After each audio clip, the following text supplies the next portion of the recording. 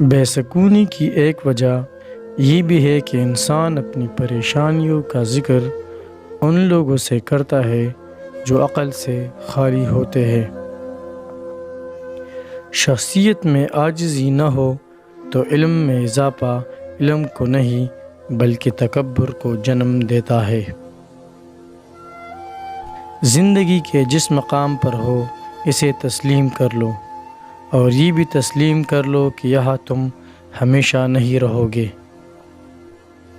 اگر آپ کا ضمیر اور نیت صاف ہے تو اس بات سے کوئی فرق نہیں پڑتا کہ کوئی آپ کو اچھا کہے یا برا، آپ اپنی نیت پر جانچے جائیں گے، دوسروں کی سوچ پر نہیں۔ اپنے آپ کو ماضی کا قیدی نہ بناؤ، وہ زندگی کا سبق تھا، کوئی عمر بھر کی سزا نہیں۔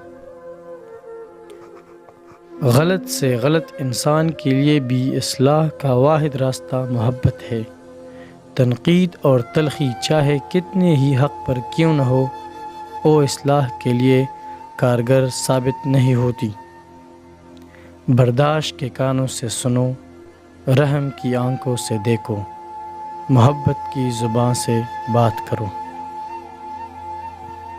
ہم لوگ نیک بننا نہیں بلکہ خود کو نیک دکھانا اور کہلوانا چاہتے ہیں، اور یہ منافقت کا سب سے اعلیٰ درجہ ہے۔